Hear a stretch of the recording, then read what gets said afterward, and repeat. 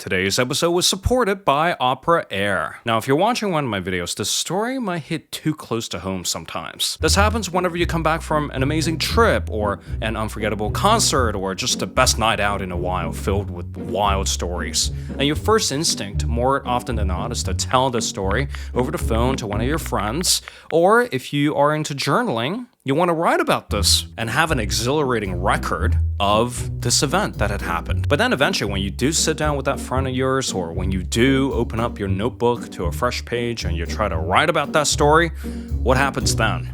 Yeah, it was cool, I guess. Now, I think this is a big problem for a lot of people, not just storytellers, for everyday folks. Sometimes we know that we can be a lot more interesting in conversations. Sometimes we really want to create these journal entries that reads like an autobiographical fiction piece. But at times, this one thing fails us again and again, which is our inability to describe our surroundings accurately or to apply description to pad the stories up a little bit, to give people a sense of atmosphere. Now, certainly, especially now, you can certainly look up a video like this one, or you can take a workshop, or you can find a different person on the internet who teaches you how to journal better, who teaches you how to write better descriptions. But then again, sometimes the solutions for these problems do not lie in the future. They're not on the internet. Sometimes we need to turn our attention to the past, which is why today, as a broader series called Essentials, we are going to dive back into some of the books that we wish that we have read to tackle some of the problems that are bugging us today. And for our episode today, we're going to talk about how a writer that I used to despise a few years ago turned out to be the solution to shitty storytelling. And this is Essentials.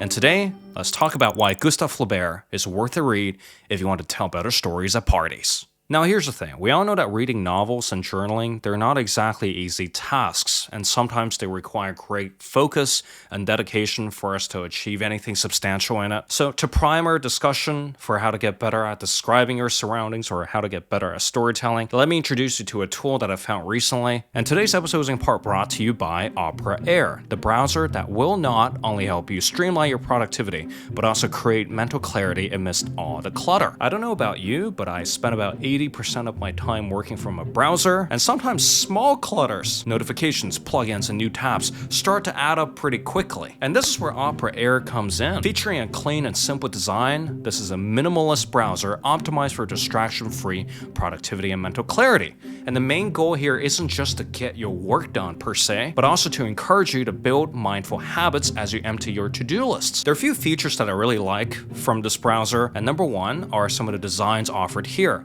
All the clutters removed from my workspace, and a browser features color palettes your eyes will thank you for. I personally love to use soundscapes and white noise machines to either help me go to sleep or to focus when I'm working. But Opera Air has over 20 soundscapes to help you with creativity and focus while you work, built into the browser directly. Simply click the icon right here and choose from binaural beats, lo-fi, or whatever sounds that help you achieve optimal focus. And for the self-proclaimed workaholics, one thing that I'm really bad at doing is taking a break when I'm working, because sometimes I just get stuck into editing a video for 4 hours straight. In this case, Opera Air will actively encourage these breaks through their built-in body battery feature, where you can schedule a quick neck stretch, a short guided meditation session, and breathing exercises, which helps you gently extend your focused work sessions while preventing burnout. Plus, for an extended dose of motivation, Opera Air's inspiration feature will prime you for a great work session by giving you a daily quote displayed upon opening the browser. And if any of these quotes catches your fancy,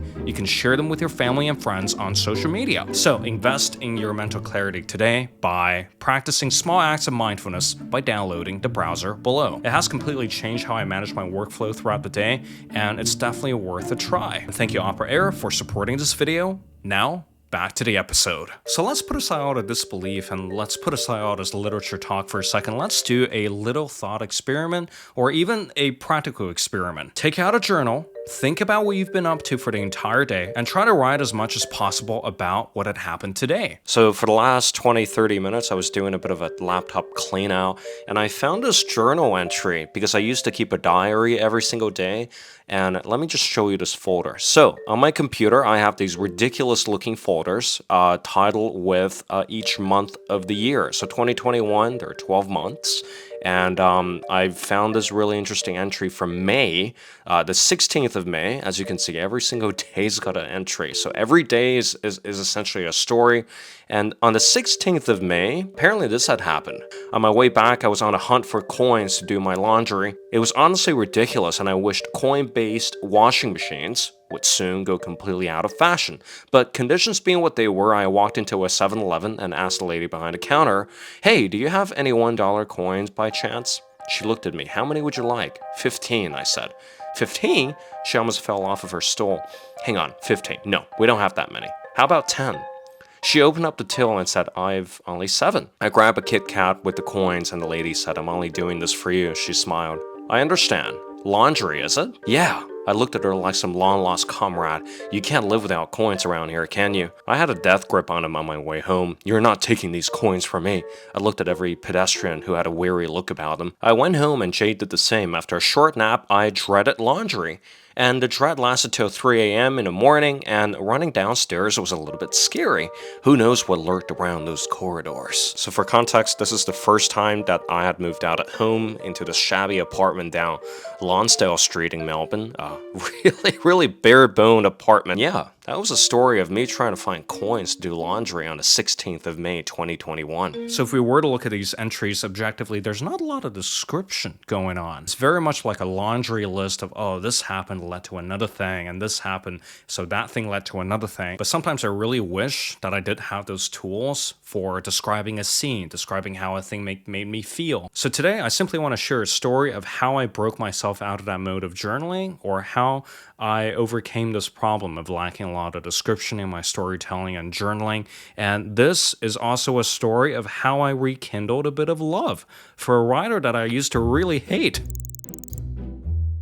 Now, the name Flaubert conjures up a lot of memories for me, and I'm sure it's the same case for you. Some of them were pleasant. On a mild autumn day, I sat under a tree and read Madame Bovary, but most of them, they're nothing short of agonizing, let's just say that. Set the scene. Gustav Flaubert was born in Rouen, France, in 1821 into a family of doctors, and after briefly studying law in Paris, he ran away from his studies and devoted himself entirely to writing. And what came out the other end was a body of work that had essentially revolutionized French realism.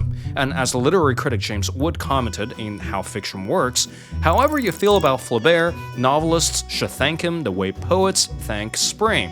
It all begins, again, with him. There really is a time before Flaubert and a time after him. Essentially, this guy single-handedly revolutionized what we now think of as modern realist fiction. And you can probably verify this right now for picking off a random Flaubert novel from the shelf. So, as reference, I'm gonna use a passage from Sentimental Education. "I haven't any money," said Frédéric. "We certainly haven't," said Deslauriers, folding his arms. Frédéric, offended by this gesture, retorted, "Is that my fault?"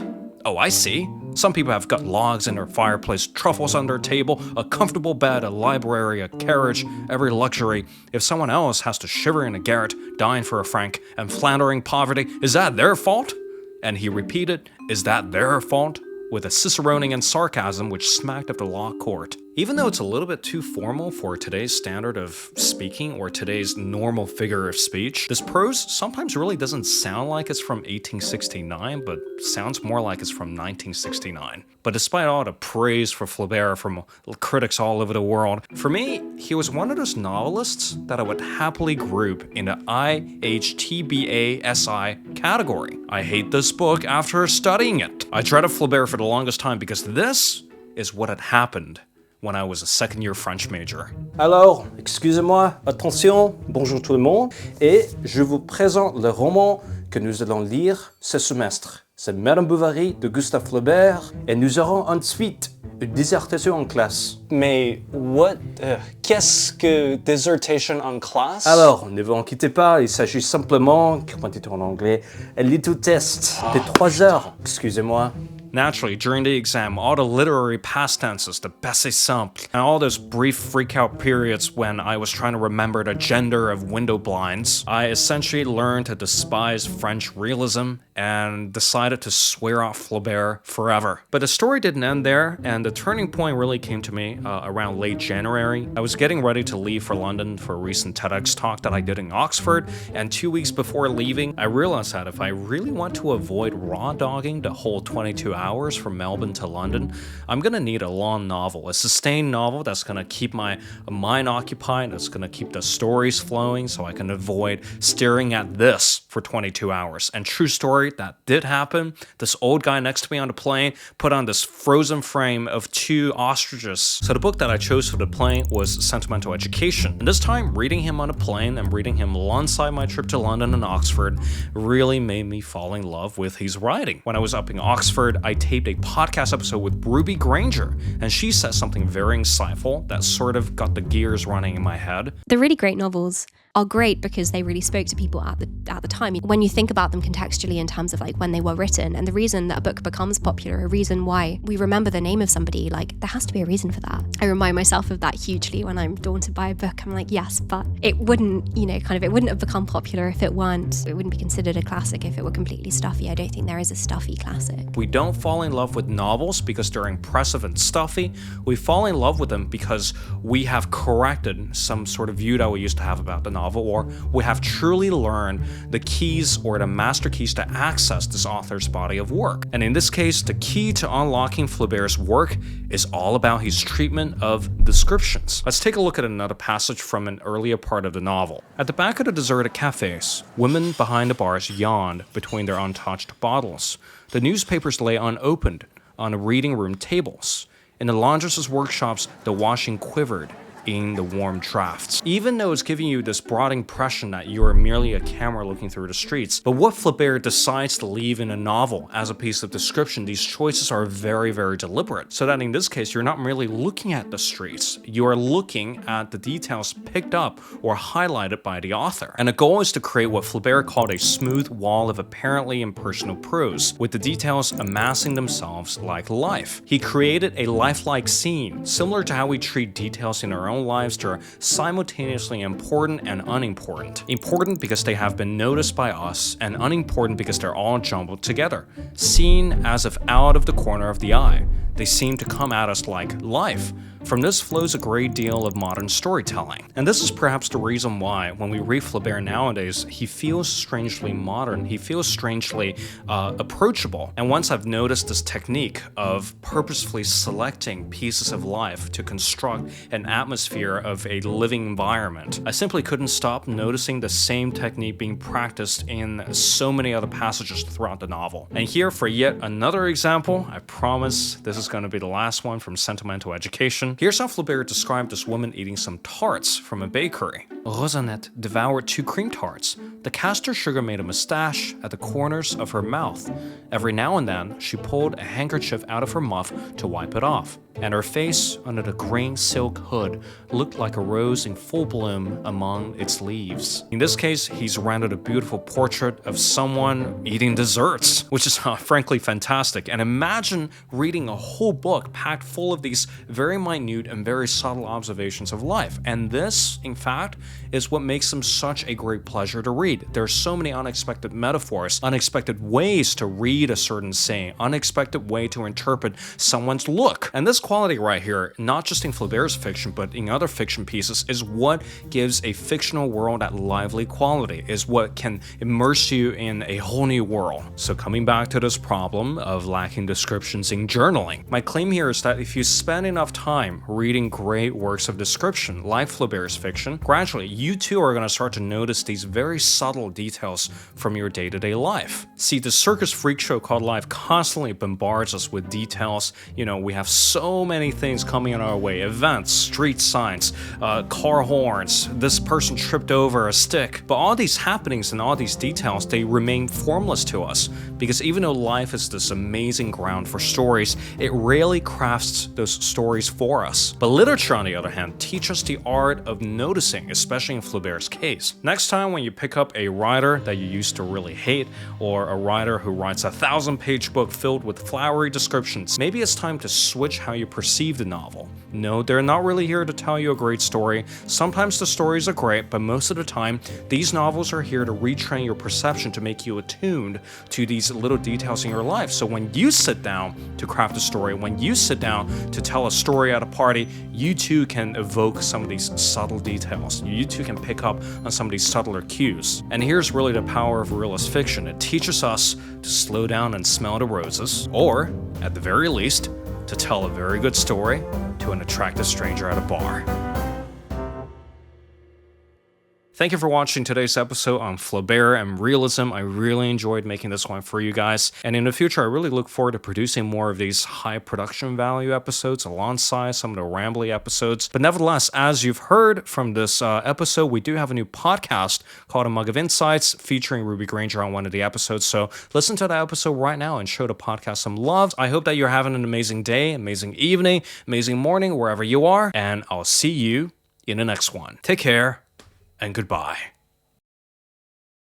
Bonjour, this is Julian the Frenchman who makes French pronunciation video. We are looking at how to pronounce the name of the capital city. How do you say it? For reference, in France, in French it is said as Rouen.